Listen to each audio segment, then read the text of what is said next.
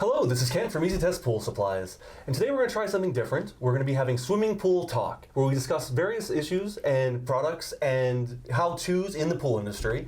And with me today is Pat, who's been an employee with the company since its inception. Thanks for being here, Pat. Kent, thanks for having me. Well, thank you for being here. And today we're going to be talking about salt systems. So I think a good way to start off, Kent, is to have you explain actually how a salt system works in a salt cell, essentially, because as you're aware, it's probably been a good decade now where salt has really become almost the featured way of sanitizing your pool. So can you help us out and explain to us how that actually works? Absolutely, Pat. Yeah, you're absolutely right. It's been the buzzword in the industry for over a decade now, and it's a great way to chlorinate your pool without using traditional chlorine products like liquid shock or chlorine tabs. Basically what it is it's a unit that gets installed in line with your existing pool filter, and you'll add actual salt into your pool itself, and as that salt water passes through this unit, it's going to go through a process of electrolysis where it separates the sodium from the chlorine into a pure form of chlorine. Then your traditional sodium or calcium hypochlorates kills the bacteria and then rebonds with the sodium cell.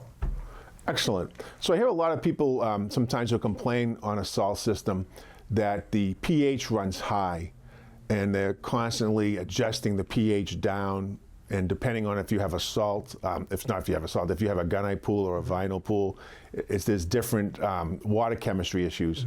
So why is that? Why does the pH run high when you have a salt system? Well, sure. As that chlorine is produced, it has a higher pH, something close to about a 13 on your pH scale. And so that's going to increase your pH in the pool as that chlorine production is created. Okay, so how often would I have to say adjust my pH or my alkalinity? Sure, I'd say probably at least once on a weekly basis. Okay, so instead of adding shock to the pool, you're saying I'd probably have to check and maybe add some pH minus to the pool? That's correct, either a muriatic acid or sodium bisulfate or something like that. Excellent. And Ken, what is I know a lot of times people are concerned about the level of salt.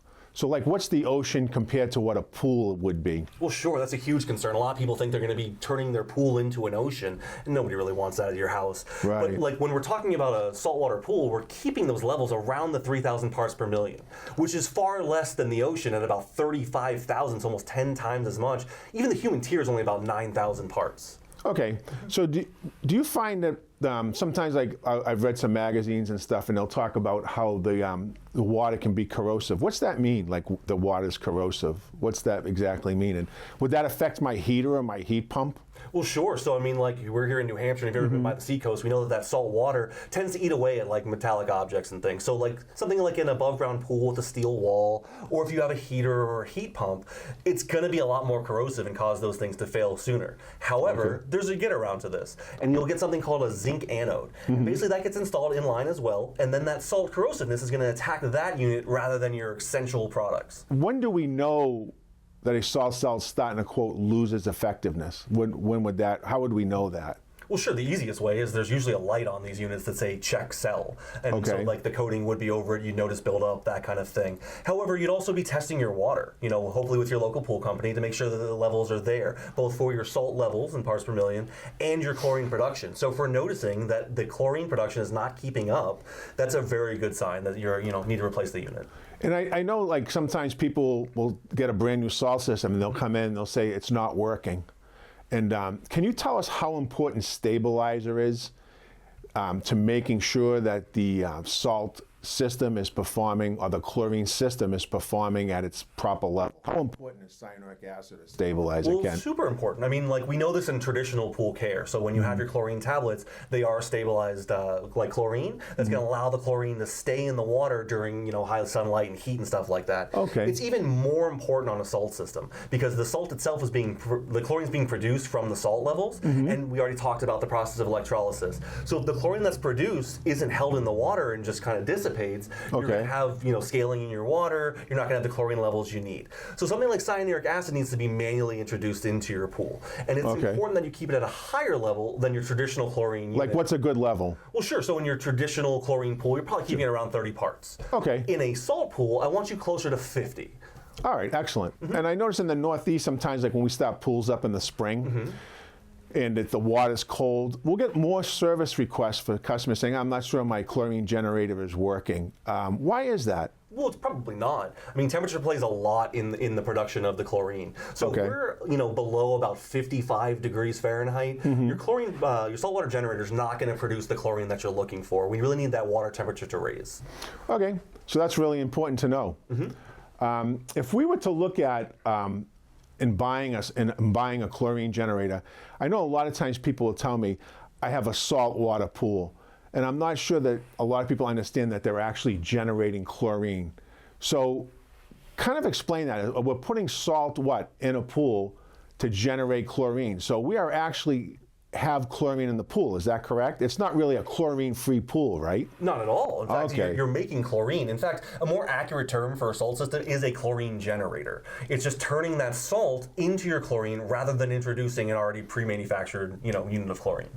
And tell me a little bit too. I see a lot of now chlorine generators, saltwater pools have apps that you can. So is that true that you can control your chlorine from your phone? Well, that's probably the primary reason that a lot of people go to these systems is the automation with it, where you can kind of set it and forget it, where you can find that sweet spot on your pool and set it at about 30% production or whatever it may be for you, and then dial that in with if we have a heat wave or a rainstorm or something like that. So if there's a heat wave or a rainstorm or I'm having a big party, you would probably have to adjust it. It's not really like a set it and forget it, right? Well, you kind of want to be proactive. Like, you're going to get a feel for your salt system. So if we see 90 degrees in the forecast all next week and you're running at about 30%, maybe we kick that up to about 50% proactively, so there is that chlorine when you need it. So we kind of know we need somewhat warm water. We still need to balance our pool, right? We still need to add the pH, make sure the pH is stable, make sure the alkalinity is stable. All that has to happen. And then we have a chlorine generator that helps put chlorine into the pool.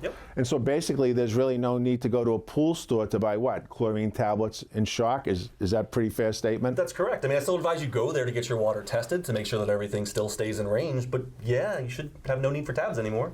And what else would you say that you look for in a salt system? What are the real, what's another big positive in salt versus a manual system, for example? Is it the automation that makes the real big difference?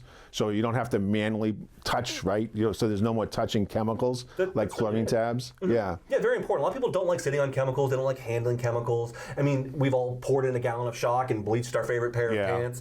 You don't have that problem anymore. You will just add salt into your pool water, which will then turn into that chlorine. So no more tablets and very little shock, if any. So if you could just kind of go back and then just give me, what we're trying to do is educate people really on what is a chlorine generator and should I have one or should I not have one? What are your overall thoughts on a chlorine generator? When someone comes into your retail establishment, do you feel that that's a real positive or a negative, or is there questions you ask to say, does it fit that customer? Because I know a lot of people ask me, how much money am I going to save? And one of the things I always explain to them is you're really not saving anything. It's actually going to cost you more money to have a chlorine generator. So what would you say, if a customer comes in and they say, geez, I'm using tablets right now, and I'm thinking of going to a chlorine generator. Is there anything you would ask them to see, what would work for them?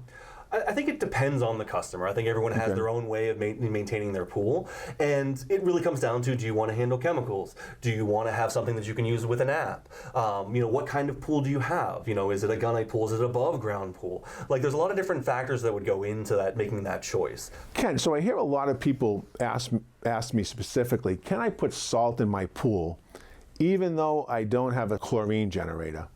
And I know, because a lot of people like the feeling when they get out of a saltwater pool, they'll say, wow, my skin doesn't seem to dry up. So is that possible to do that? Of course it is. Yeah, there's no reason why you couldn't put it in your pool. I wouldn't keep it at the same high levels, probably closer to about 2,000 or 2,500 parts. I'd still probably recommend a sacrificial anode just to protect your major components. Yeah, that's a good point. But it does make it a lot softer for you, a little more buoyant. It's certainly a nice experience. So again, you could just use traditional chlorine and tablets.